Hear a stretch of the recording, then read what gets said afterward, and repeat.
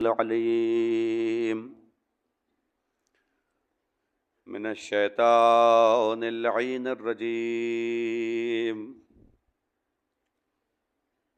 بسم الله الرحمن الرحيم. الحمد لله الذي هدانا لهذا وما كنا لنهتدي لولا أن هدانا الله لقد جاءت رسل ربنا بالحق والصلاة والسلام وتحية والإكرام على سيد عسل ما في الوجود سر الله في كل موجود نقطة الدائرة الوجود صاحب لواء الحمد والمقام المحمود مولانا ومولا الثقلين جد الحسن والحسين ابی القاسم محمد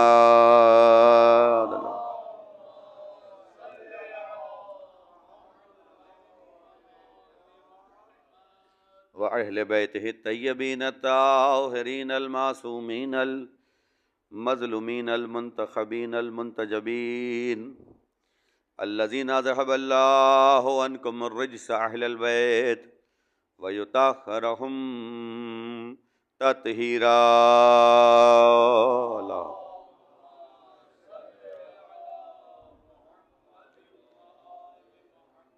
وَلَعْنَةُ الدَّائِمَةُ عَلَىٰ أَعْدَائِهِمْ وَمُنْكِرِ فَضَائِلِهِمْ وَمُنْكِرِ وِلَایَتِهِمْ وَغَاصِبِ حُقُوقِهِمْ أَجْمَعِينَ. أما بعد فقد قال الله سبحانه وتعالى في محكم كتابه المبين وقوله الحق. بسم الله الرحمن الرحيم. الحمد لله رب العالمین. صلوات پڑھ دیجئے محمد اور آل محمد پر. اللہم صلی علی.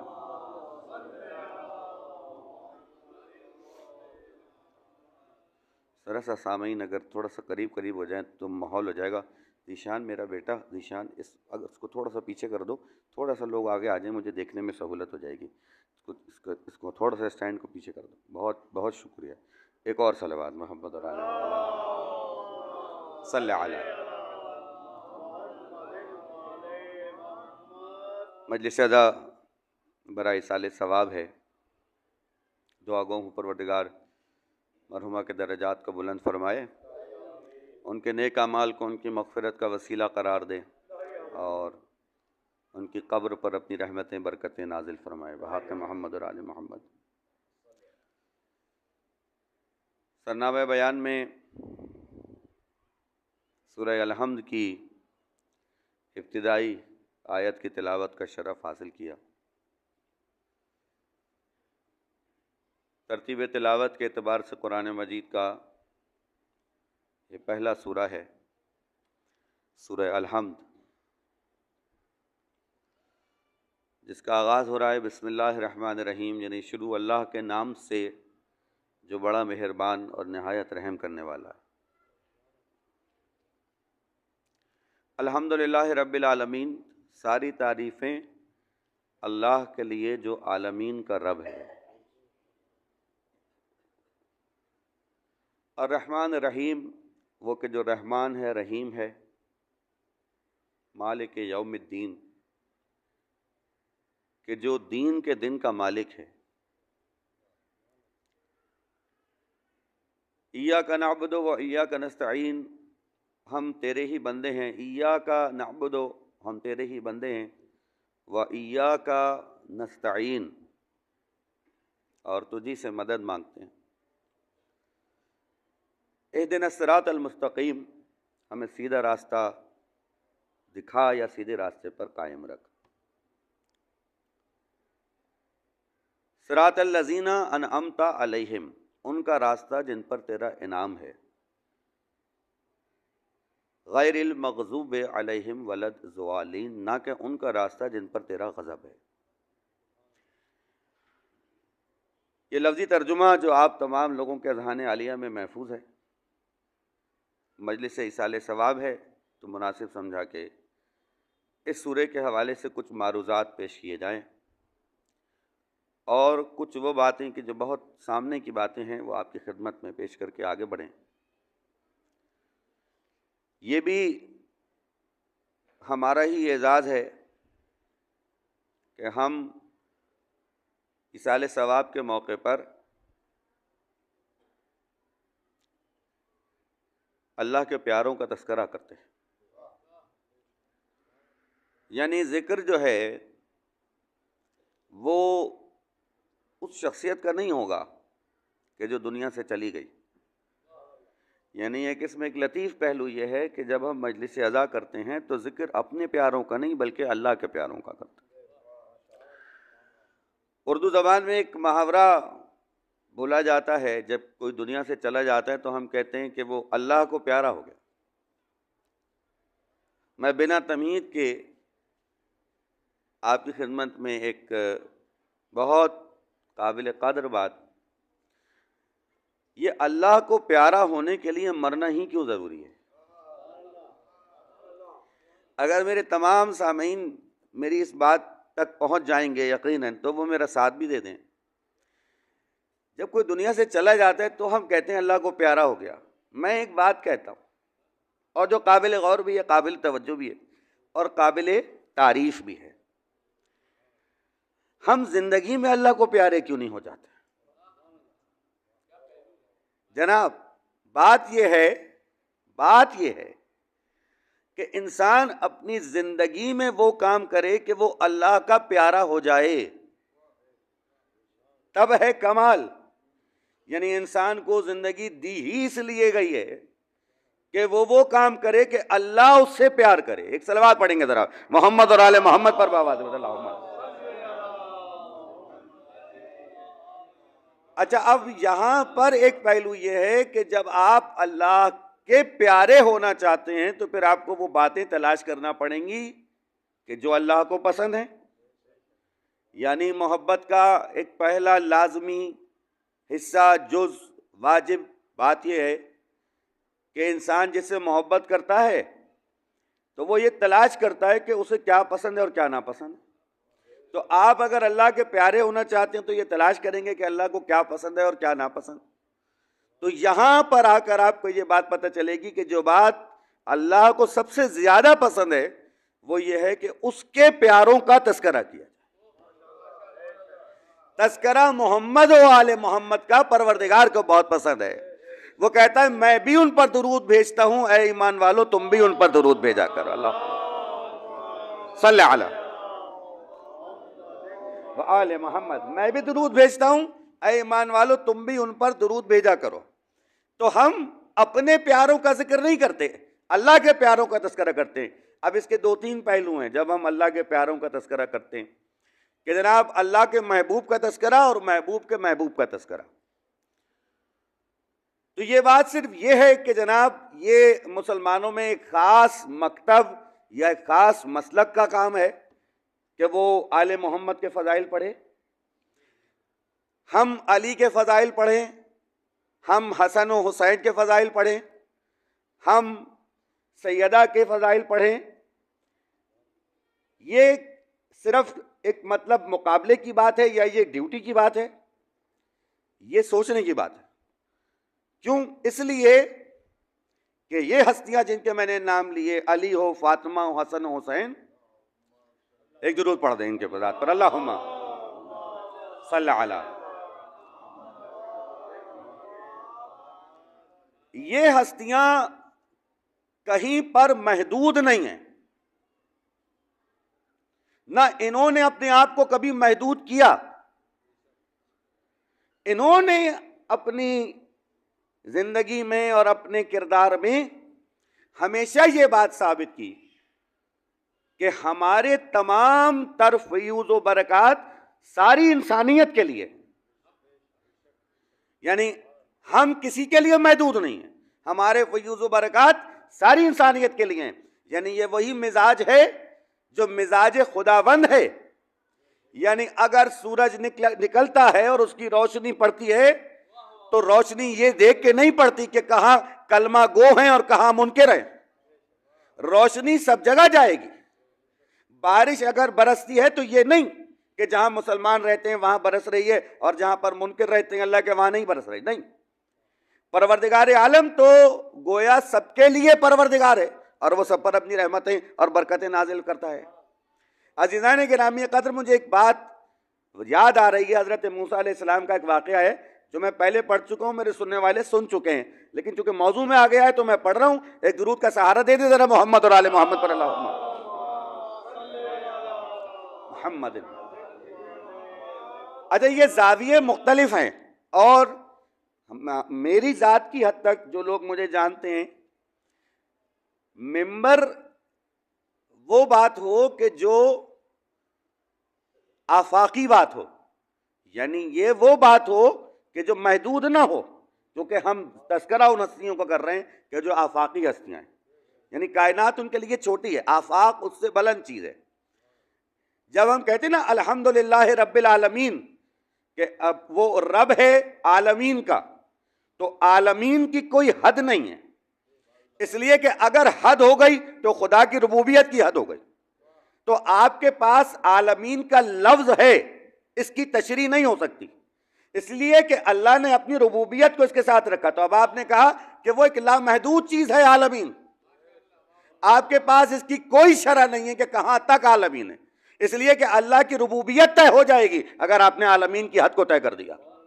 عزیزان گرامی قادر، اسی رب نے جس نے عالمین کا لفظ اپنے لیے استعمال کیا ربوبیت کے ساتھ، اسی پروردگار نے کہا کہ وما ارسلناک الا رحمۃ للعالمین، یعنی آپ عالمین کے لیے رحمت ہے، لفظ ایک رکھا، اپنے لیے ربوبیت اور اس کے لیے رحمت۔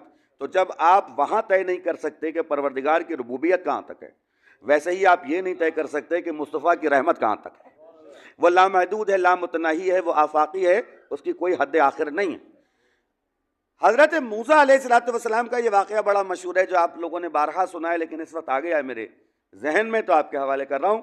کسی نے کہا موسیٰ تم جا کے اپنے رب سے کہنا کہ یہ جو فرعون ہے یہ جھوٹی خدائی کا دعویٰ کرتا ہے اور یہ خدا نہیں ہے، تو پروردگار ایسا کیوں نہیں کر دیتا کہ یہ اپنی موت آپ مر جائے۔ یعنی کیا مطلب؟ کہا کہ بھائی دیکھو، جس فضا میں سب سانس لیتے ہیں، اگر یہ سانس اس کا رک جائے، یعنی یہ فضا جو ہوا سب کو پہنچا رہی ہے اس کو پہنچانا بند کر دے تو یہ مر جائے گا۔ یہ رزق جو ہم کھاتے ہیں یہ نہ کھا سکے تو مر جائے گا، یہ جو پانی ہم پیتے ہیں نہ پی سکے تو یہ مر جائے گا۔ سوال جا کے موسیٰ نے پروردگار سے کیا، کہے پروردگار تو اس کو مار کیوں نہیں دیتا، کیونکہ یہ جھوٹی خدائی کا دعویٰ کرتا ہے، ایسے ایسے طریقے ہیں جو سمجھ میں ہماری آتے ہیں، میں تو بہت سارے یہ طریقے ہیں کو مار دے۔ تو اب حضرت موسیٰ کو جو جواب ملا وہ قدرت کا جواب آپ کے حوالے، ایک بڑا ہی شاندار جواب۔ کہا موسیٰ جس نے تجھ سے سوال کیا ہے جا کے اس سے کہنا کہ اگر فرعون نے اپنی عبودیت چھوڑ دی تو کیا میں اپنی ربوبیت بھی چھوڑ دوں؟ وہ عبد ہونے کا حق ادا نہیں کرتا تو کیا میں رب ہونے کا حق بھی ادا نہ کروں؟ کل جب وہ روز محشر میرے سامنے پیش ہوگا تو میں اس سے یہ سوال کروں گا کہ تو نے رب عبد ہونے کا حق ادا نہیں کیا، تو وہ پلٹ کے اگر مجھے یہ کہہ دے کہ میں نے اگر عبد ہونے کا حق ادا نہیں کیا تو تو نے بھی تو رب ہونے کا حق ادا نہیں کیا۔ میں عبد ہوں، تو معبود تھا، میں نے عبدیت کا حق نہ ادا کیا، تو نے ربوبیت کا حق ادا نہ کیا، اس وقت میں کیا جواب دوں گا؟ وہ اپنی عبودیت کا حق ادا نہیں کر رہا مگر میں اپنی ربوبیت کا حق ضرور ادا کر رہا ہوں۔ عزیزان گرامی قدر، اگر یہاں تک پہنچ گئی بات تو میں آگے بڑھا دوں۔ کوئی علی کو امام مانے یا نہ مانے، وہ نہ مان کر اپنا حق ادا نہیں کر رہا، لیکن علی امام ہو کر اپنا حق ضرور ادا کر رہا ہے۔ ایک صلوات پڑھیں میرے مولا کی ذات پر، اللہم صلی علی۔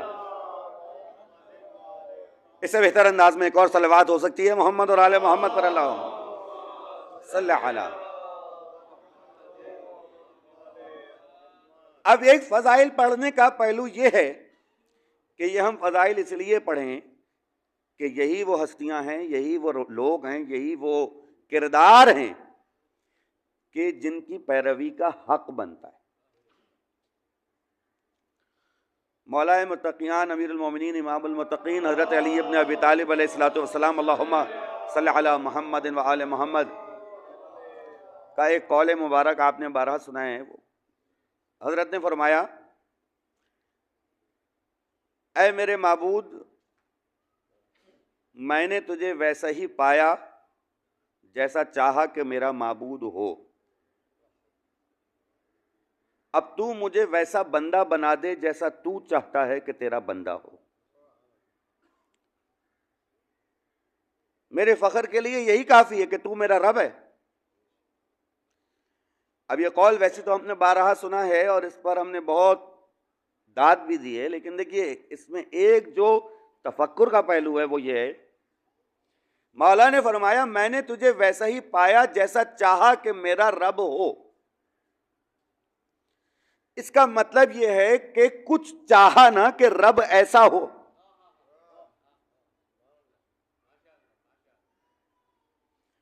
आप हर चीज के लिए मीजान तय करते हैं कि जी फलां चीज ऐसी हो, फलां चीज ऐसी हो, फलां चीज ऐसी हो, फलां चीज ऐसी हो। अपने माबूद के लिए कोई मीजान तय नहीं करते कि माबूद को ऐसा होना चाहिए। माबूद के लिए मीजान तो तय करें कि माबूद ऐसा हो। अली कहते हैं जो मीजान मैंने माबूद के लिए तय की, मैंने तुझे वैसा ही पाया। इस एक लफ्ज में मेरे मौला ने तमाम लोगों को यह दावत दी है कि वो गौर व फिक्र किया करें और गौर व फिक्र और ताक़ुल और तदब्बुर करने के बाद ये फैसला करें कि वही परवरदिगार है जो सजदे के लायक है और कोई नहीं। यानी एक वो सजदे हैं जो रिवायत के सजदे हैं, इसलिए हो रहे हैं कि जनाब एक मुसलमान घर में पैदा होगा इसलिए वो सारे सजदे हो रहे हैं, नहीं। एक वो सजदा है कि जो तफक्कुर व तदब्बुर व ताक़ुल के बाद पैदा होता है, जब इंसान उस रब को रब समझ कर सजदा करे। तो अजीज़ान गिरामी क़द्र, परवरदिगार आलम को इंसान से वही सजदा चाहिए कि जो शऊरी सजदा हो। पैदाइशी मुसलमान तो बहुत हैं, शऊरी मुसलमान बहुत कम मिलते हैं। और हमारे लिए ये बात इंतहाई इत्मीनान की बात है कि हमारे पास एक ऐसा मकतब मौजूद है कि जहां से शऊर का तबर्रुक बढ़ता है। ये मजलिसें किस लिए हैं? ये जिक्र किस लिए है? ये इसलिए है कि लोग मिल बैठें और कुछ अपने शऊर को उजागर कर लें। और बिलखुसूस ईसाल सवाब के मौके पर जो हम मजलिस करते हैं, फिर मुझे अपने मौला का एक कौल याद आ रहा है। सरकार ने फरमाया इंसान खुशी से इतना नहीं सीखता जितना गम से सीखता है।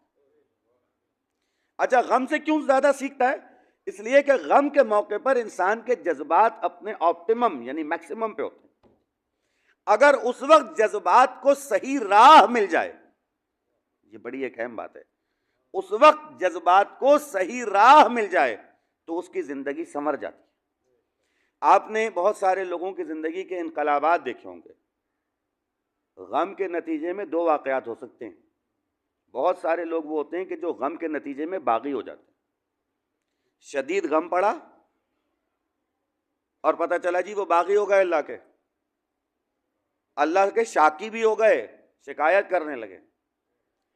ऐसी कैफियत में कि जहां इंसान बागी हो सकता हो, यानी मेरे ऊपर ये गम पड़ा, मुझे ये तकलीफ हुई, लिहाजा मैं बागी हो जाता हूं खुदावंद मुताल से कि उसने मेरे साथ ही ये क्यों किया।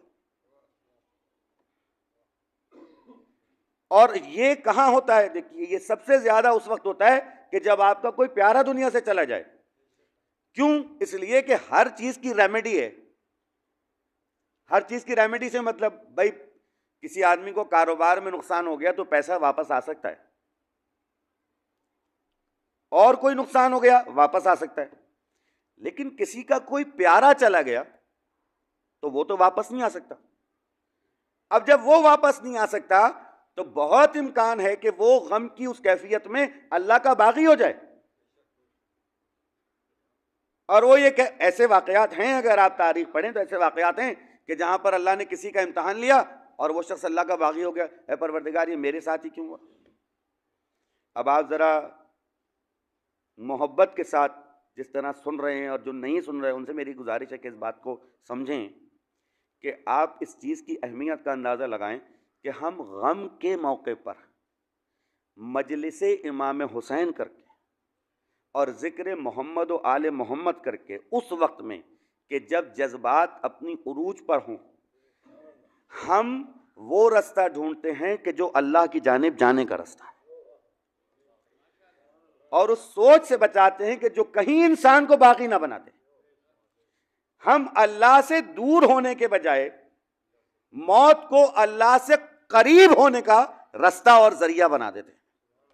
اور اگر ایک جملے پر آپ تھوڑی سی حوصلہ افزائی کرنے پر آمادہ ہوں، میرا کہنے کا یہ جی چاہ رہا ہے کہ موت کے موقع پر ذکر امام حسین کر کے ہم فنا میں سے بقا کو تلاش کرتے ہیں۔ موت کے موقع پر ذکر امام حسین کر کے، سرکار تھوڑی سی آپ لوگوں سے داد چاہیے، تھوڑی سی محبت چاہیے، 10 سے 15 منٹ رہے گا، میرے پاس زیادہ زحمت نہیں ہے، لیکن آپ لوگ مجلس میں شامل ہو جائیں۔ موت کے موقع پر مجلس امام حسین کر کے ہم موت میں سے زندگی کو تلاش کر لیں۔ ہم یہ تلاش کرتے ہیں کہ زندگی کسے کہتے ہیں، ہم یہ تلاش کرتے ہیں کہ بقا کسے کہتے ہیں۔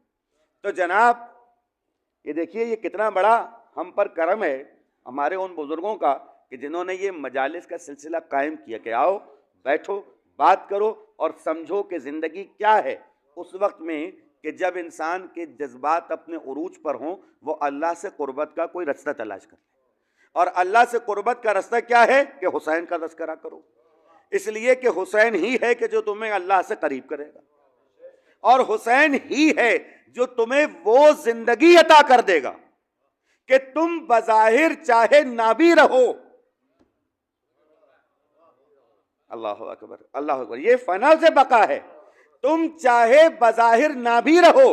بات پھر وہی ہے جو میں کہہ رہا ہوں، اور یہ بڑی خوبصورت بات ہے کہ تاریخ نے یہ ثابت کیا جو یزید کے ساتھ زندہ رہا وہ مر گیا، جو حسین پر مر مٹا وہ ہمیشہ کے لیے زندہ ہو گیا۔ اللہم صلی علی، نہ صرف یہ کہ زندہ ہو گیا، علیہ السلام ہو کر زندہ ہو گیا۔ میرے بزرگ حسین محترم صاحب یہاں بیٹھے ہیں، میرے بہت پیارے عباس صاحب یہاں بیٹھے ہیں، بھائی بیٹھے ہیں، میرے تاجدار صاحب بیٹھے ہیں، اور تمام لوگ، سہیل صاحب بڑی دور سے سننے آئے ہیں، جتنے بھی لوگ آئے ہیں میرے سر کا تاج ہیں، اذن مادر حسین سے آئے ہیں۔ آپ سب لوگوں کا بہت شکریہ، اور پروردگار آپ کی حاضری کو قبول فرمائے اور مجلس سے کوئی تبرک ساتھ لے جانے کی توفیق عطا فرمائے۔ یہ جو میں نے جملہ کہا ہے، جن تک پہنچ گیا وہ پہنچ گیا، مجلس سے کوئی تبرک ساتھ لے جانے کی توفیق عطا فرمائے۔ یعنی میرے والد مرحوم کے 6 مصرے ہیں اور بڑے غضب کے 6 مصرے ہیں، حضرت حر کی بارگاہ میں لکھے تھے، یہ کون حر ہے؟ وہی تھا جو فوج کا سالار، یہ کیا ہوا کہ ہوا اب یزید سے بیزار، ادھر فتح کے ہیں بھرپور مادی آثار، ادھر حسین ہیں اب صرف موت پر تیار، بقا کی راہ میں مرنا سکھا دیا حر کو، یہ حر کے قلب میں کس نے جگہ دیا حر کو۔ اب جو مصرع ہے کہ بقا کی راہ میں مرنا سکھا دیا حر کو، یہ حر کے قلب میں کس نے جگہ دیا حر کو، یعنی وہ جو مرنے جا رہا تھا حسین نے اس کو روک لیا اور روک کے اسے زندہ بھی کر دیا، نہ صرف زندہ کر دیا بلکہ قیامت تک علیہ السلام کر دیا۔ ایک صلوات پڑھیں گے ذرا محمد اور آل محمد پر بآواز صلی علیہ۔ پہلی آیت میں نے تلاوت کی تھی، اور دیکھیے بات کہیں سے کہیں چلی جاتی ہے کہ ساری تعریفیں اللہ کے لیے جو رحمان ہے اور رحیم ہے، اور وہی ہے کہ جو قیامت کے دن کا مالک ہے۔ اس آیت تک آنا تھا لیکن اس تک آنے کی تمہید اتنی ہو گئی۔ تو ہم جو فضائل پڑھتے ہیں، آپ ذرا مولا کے اس قول کو سامنے رکھیے گا کہ اے میرے رب میں نے تجھے ویسا ہی پایا جیسا چاہا۔ اس کا مطلب ہے کہ چاہا کا مطلب یہ ہے کہ کرائیٹیریا سیٹ کیا، یعنی کہ کوئی میزان طے کی کہ بھائی میرا معبود ایسا ہو۔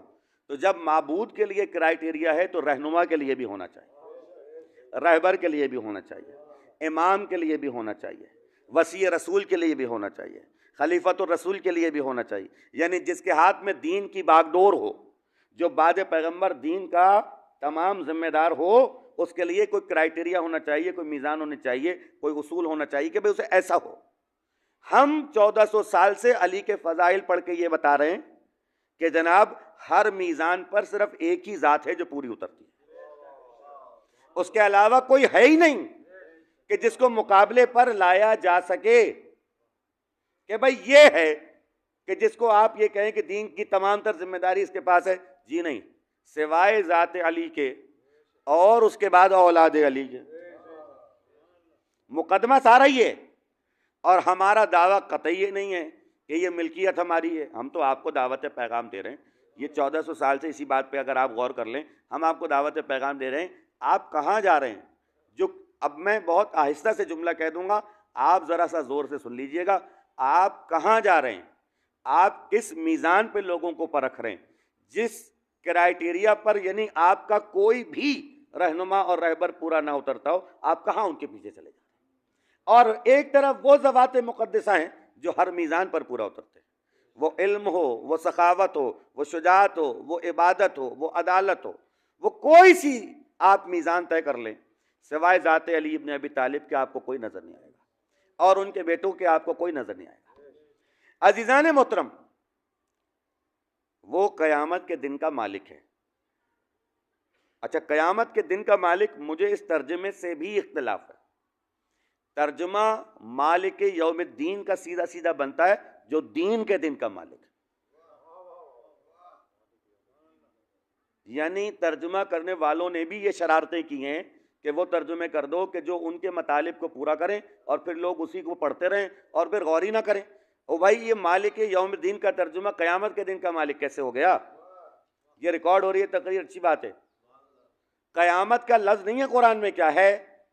तो अल्लाह कह देता मालिक यौमुल क़यामा, मालिक यौमुल हिसाब, लेकिन अल्लाह ने कहा मालिक यौमिद्दीन, दीन के दिन का मालिक। तो इसका मतलब ये है कि कोई दीन का दिन है कि जिसका मालिक वो परवरदिगार है। और एक और इशारा आपसे करके मैं आगे बढ़ जाऊं, इय्याका नअबुदु, क्योंकि वक्त कम है इसलिए मैं इशारे कर रहा हूं। इय्याका नअबुदु, आपने तर्जुमा किया हम तेरे ही बंदे हैं, वाह वाह आया, इय्याका वही लफ्ज आया, नस्तईन तो आपने तर्जुमा किया और तुझ ही से मदद मांगते हैं। जब अरबी में लफ्ज एक है तो उर्दू में तर्जुमे दो क्यों किए?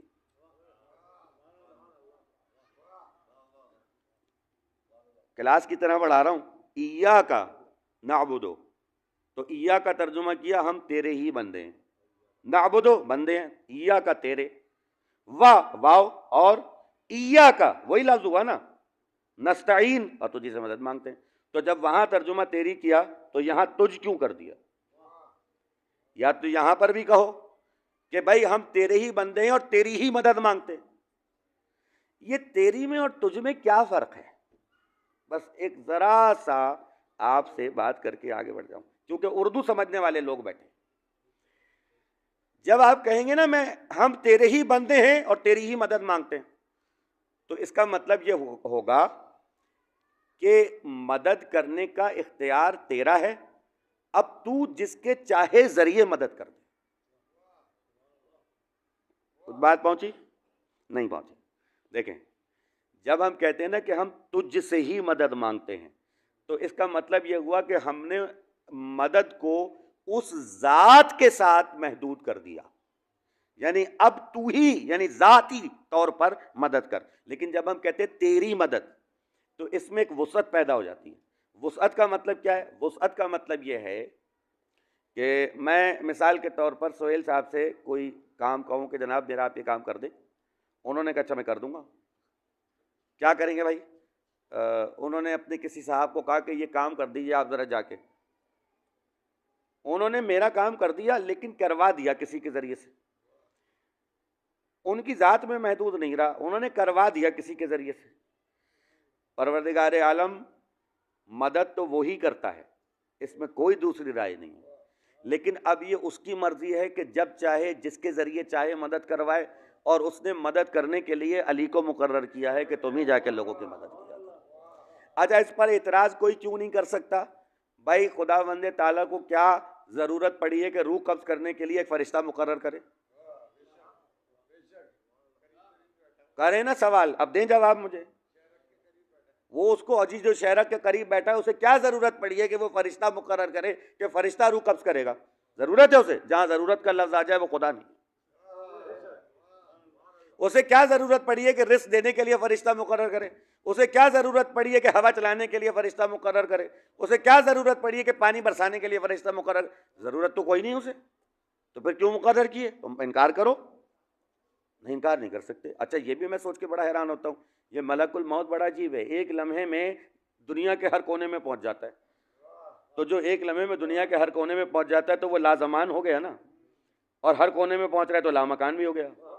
اور وہ صرف انسانوں کی روحیں تھوڑی قبض کر رہا ہے، وہ تو ہر ذی جان کی روح قبض کر رہا ہے. تو جو لازمان ہو اور لامکان بھی ہو، تو یہ لازمان اور لامکان ہونا تو اللہ کی صفت ہے.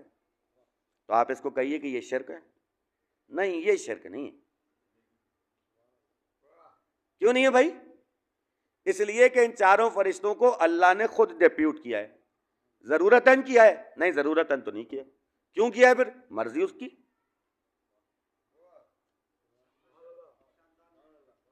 ان چاروں کو اس نے ڈیپیوٹ کیا ہے، ضرورتاً نہیں، پھر مرضی اس کی. اچھا، تو اس کی مرضی ہے تو مان لیں گے آپ؟ کہا بالکل مان لیں گے. لا زمان اور لا مکان بھی مانیں گے. مانیں گے یہ روح قبض کرتا وہی ہے، لیکن اس نے ایک فرشتہ ڈیپیوٹ کیا ہے، وہ کرتا ہے. یعنی اگر ملک الموت روح قبض کرے تو شرک نہیں ہے، میکائیل پانی برسائے تو شرک نہیں ہے، رزق بانٹے تو شرک نہیں ہے، ہوا چلائے تو شرک نہیں ہے. لیکن اگر علی مدد کے لیے آ جائے تو شرک ہو جاتا ہے. جس طرح پروردگار عالم نے ان چاروں کو یہ اختیار دے دیا کہ یہ لازمان بھی ہیں اور لامکان بھی ہیں. اب میں آپ کی خدمت میں یہ نہیں کہوں گا کہ اگر آپ کا جی چاہے تو داد دیں، لیکن بات عقیدے کی کر رہا ہوں اور دل کی کر رہا ہوں. کیوں؟ ہمارے ہاں بچہ جب پہلا لفظ بولنا سیکھتا ہے تو یہ اس کی فطرت میں ہو جاتا ہے. کوئی چیز اگر گر رہی ہو تو فطرتاً نکلتا ہے، عادتاً نہیں، فطرتاً. یا علی مدد، یہ فطرت ہے، یعنی عادت نہیں ہے، فطرت ہے. یا علی مدد. تو اب یا علی جیتے رہو. تو یہ جو یا علی مدد آپ کہتے ہیں، اس کے لیے بھائی کوئی دلیل ہونی چاہیے نا، کوئی بات ہونی چاہیے. وہ چار فرشتے جو لازمان بھی ہیں لامکان بھی ہیں، ان کو ماننا تو کسی صورت بھی آپ کے نزدیک شرک نہیں ہے. تو جو پروردگار ان فرشتوں کو لازمان و لامکان بنا سکتا ہے، وہی پروردگار اگر علی کو چاہے تو لازمان و لامکان بنا سکتا ہے.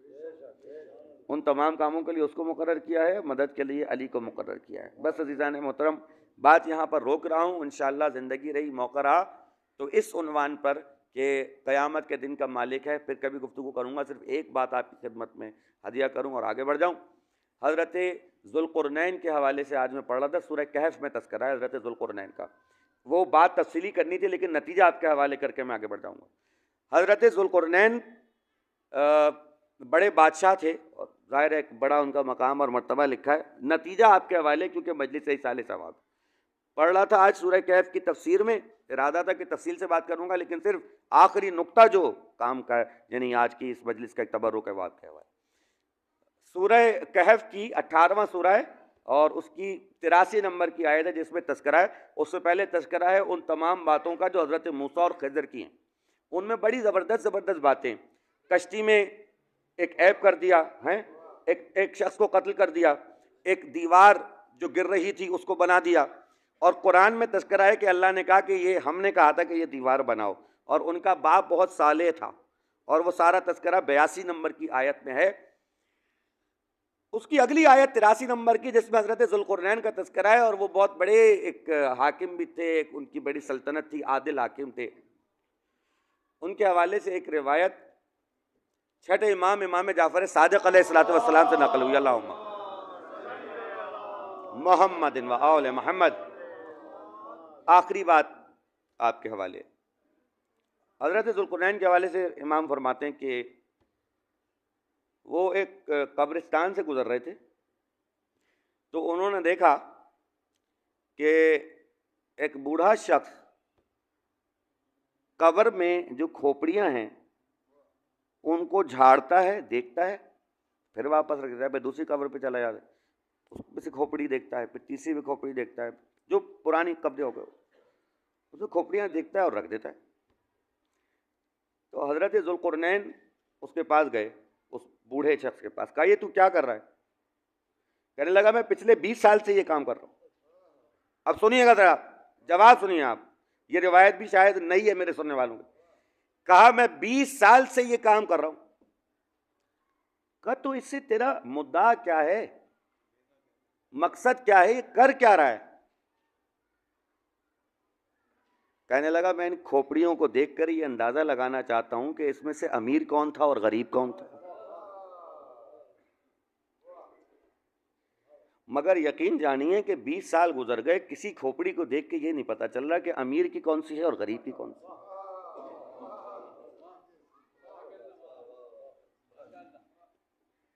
سب ایک جیسی ہیں. اس کا مطلب ذوالقرنین سمجھ گئے, جو سمجھانی تھی بات وہ سمجھ گئے کہ یہاں جب کوئی آتا ہے تو وہ امارت ہو, وہ غربت ہو, وہ تمام تر چیزیں جو دنیاوی ہیں وہ ان کو وہیں چھوڑ کے آتا ہے, اور یہاں پہ سب برابر آتے ہیں. جو چیز تمہارے کام آئے گی وہ آئیں گے تمہارے اعمال, جس کی بنیاد پر تمہاری قبر میں روشنی ہوگی. چونکہ وہ یعنی ایک حاکم بھی تھے تو ان کو یہ پیغام تھا کہ جب تم حاکم بن جاؤ, اور اس وقت میں یہ بات بڑی اچھی ہے, تو لوگوں کے ساتھ عدل کرنا. اگر ظلم کرو گے تو تمہیں اپنی قبر میں اس کا جواب دینا پڑے گا. آسان نہیں ہے حاکم بننا, شوق بہت ہے لوگوں کو, لیکن اتنی سی بات سمجھ میں نہیں آتی کہ یہ کتنی بڑی ذمہ داری ہے. امیر المومنین جب ظاہری مسند خلافت پر بیٹھے ہیں, اللہم صلی علی محمد وعلی محمد, آپ جب ظاہری مسند خلافت پر بیٹھے ہیں تو کوفے میں آپ رہتے تھے, اور کوفے میں آپ لوگوں نے گھر دیکھا ہے میرے مولا کا. تو ایک روز شدید گرمی تھی, آپ اپنے گھر کے باہر دروازے پہ بیٹھے ہوئے, سلیمان کا گزر ہوا تو قریب آ گئے, آگے کہنے لگے مولا آپ دروازے پہ کیوں بیٹھے ہیں, اندر چلے جائیے گرمی بہت ہے. کہا سلیمان میں حاکم وقت ہوں, لوگوں کے مجھ سے کام پڑتے ہیں اور لوگ میرے دروازے پر آتے ہیں. ہو سکتا ہے کہ کوئی سائل میرے دروازے پر آئے اور وہ دستک دے اور میں اندر ہوں, مجھے آنے میں دیر لگے, تو جتنی دیر مجھے لگے گی اتنی دیر اسے دھوپ برداشت کرنی پڑے گی, اور جتنی دیر وہ دھوپ برداشت کرے گا اس کا جواب بھی مجھے اللہ کی بارگاہ میں دینا ہے. تو اللہ کی بارگاہ میں اس کے جواب دینے سے بہتر یہ ہے کہ میں ابھی کی یہ دھوپ اور سختی برداشت کر لوں. یہ ہے حاکمان وقت کے لیے رہنما اصول کہ جو علی نے مرتب فرمائے ہیں. تم لڑتے رہے حکومت کے لیے, اور علی شجاعت اور بہادری کی عظیم ترین منزل پر فائز ہونے کے بعد بھی حفاظت کرتے رہے دین کی. یہ جملہ میں نے کیوں کہا, یہ جملہ اس لیے کہا کہ لوگ اکثر یہ سوال کرتے ہیں کہ اگر دروازے پر آگ لگ ہی رہی تھی تو علی نے تلوار کیوں نہیں اٹھائی. میں آپ سے عرض کروں, یہ جو لفظ مظلوم کا استعمال ہے, اس لفظ مظلوم کی تعریف سن لیجئے. مظلوم صرف وہ نہیں ہے, یعنی اصل میں مظلوم وہ نہیں ہے کہ جو کچھ کر نہ سکتا ہو. مظلوم اصل میں وہ ہے کہ جو ظالم کی ساری بساط لپیٹ سکتا ہو لیکن کسی مقصد کے لیے ظلم کو برداشت کر رہا ہو. اصل میں وہ ہے کہ جو چاہے تو لمحے میں سب کچھ ختم کر دے لیکن وہ ظلم کو برداشت اس لیے کرتا ہے تاکہ ظالم کا چہرہ بے نقاب کرے. اصل میں وہ ہے مظلوم. حسین مظلوم جب آپ کہتے ہیں تو اس کا یہ مقصد نہیں ہے نعوذ باللہ من ذالک کہ حسین کچھ کر نہیں سکتا. حسین نے اگر ظلم برداشت کیے تو اس لیے کیے ہیں کہ دنیا ظالم کے چہروں کو دیکھے. علی نے اگر ظلم کو برداشت کیا ہے تو اس لیے کیا ہے کہ دنیا ظالم کے چہروں کو دیکھ لے.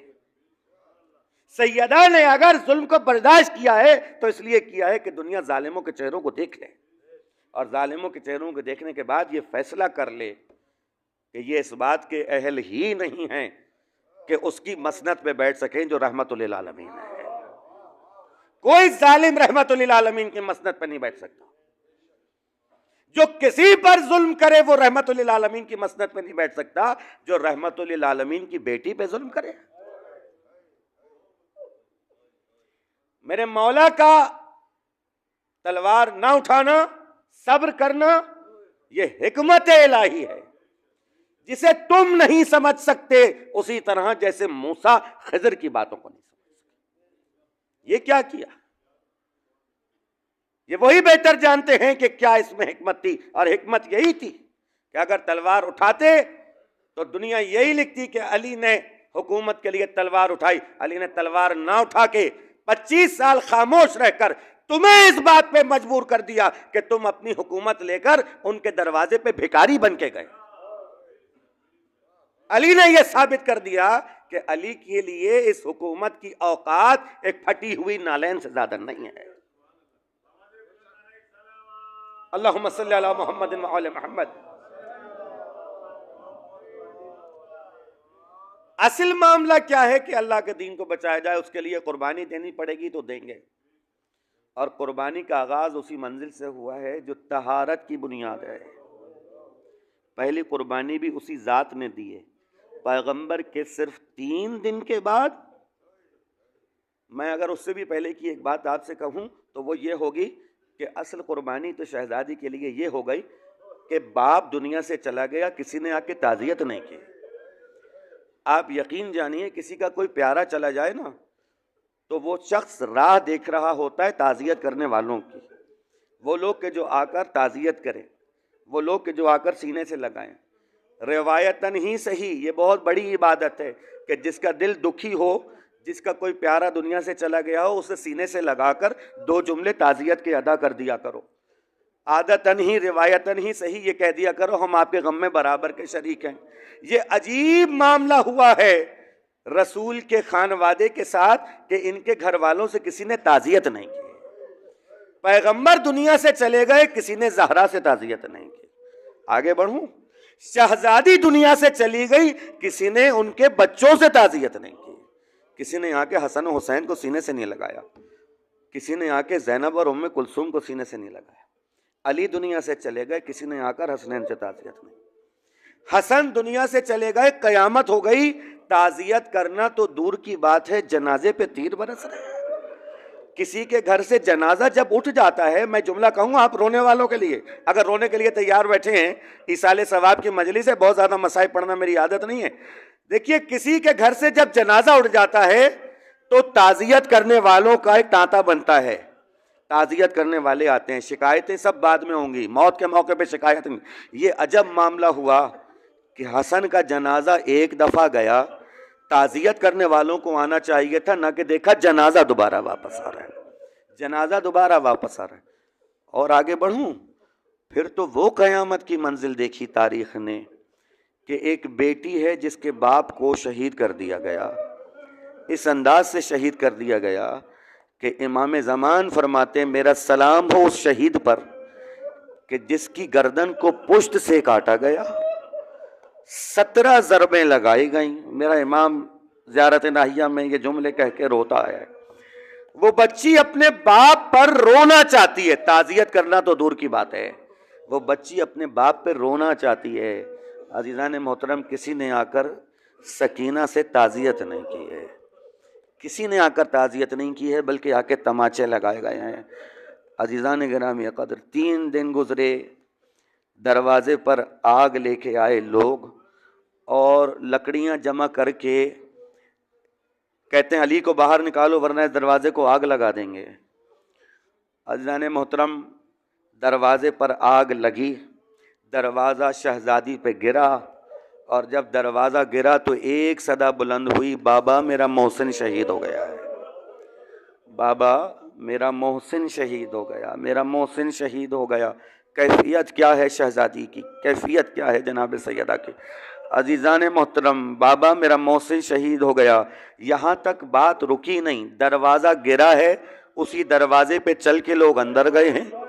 اسی لیے تو روایت بتاتی ہے کہ بی بی کی پسلیاں ٹوٹ گئی ہیں، پسلیاں ٹوٹ گئی ہیں. وہ علی کہ جس کو کسی نے کبھی اس طرح روتے ہوئے نہیں دیکھا، جب غسل دیتے وقت چیخ مار کے روئے تو ایک بار فضا نے کہا یا ابا الحسن کیا بات ہے کہ آپ اس طرح سے رو رہے ہیں، اس طرح سے رو رہے ہیں، میں نے آپ کو کبھی اس طرح روتے ہوئے نہیں دیکھا۔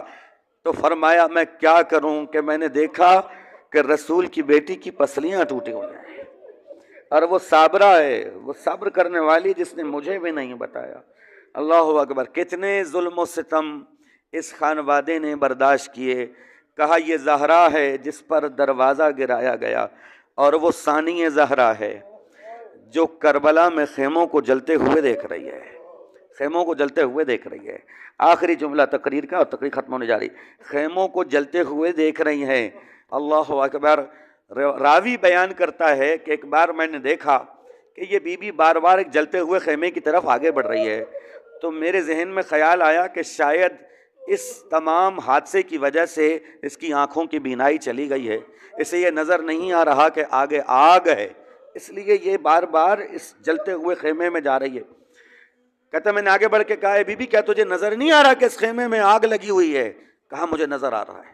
کہا پھر کیوں اپنی جان کو خطرے میں ڈال رہی ہے، کیوں اس خیمے کی طرف جا رہی ہے؟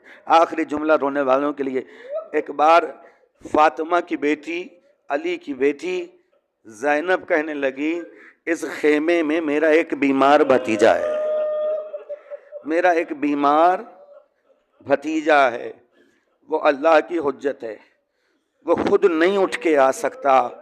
دیکھنے والوں نے دیکھا ایک بار ثانی زہرا اپنی جان کو خطرے میں ڈال کر اس جلتے ہوئے خیمے میں جاتی ہے، اور اب جب واپس آئی تو دیکھا اپنے بھتیجے کو اپنی پشت پہ سنبھالا ہوا ہے، اور کہتی ہے اے سید سجاد اپنے آپ کو سنبھالو کہ تم اللہ کی حجت ہو۔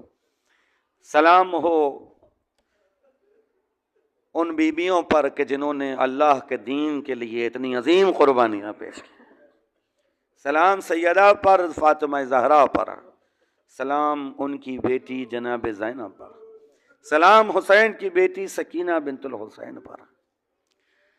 انہی بیویوں کے صدقے میں دعا ہے پروردگار مرحومہ کے درجات کو بلند فرما، ان کی قبر پر رحمت نازل فرما، ان کے نیک اعمال کو ان کی مغفرت کا وسیلہ قرار دے، برزخ کی منزلوں کو آسان فرما، ہم سب کو علی کا حقیقی شیعہ، حسین کا حقیقی عزادار بننے کی توفیق عنایت فرما۔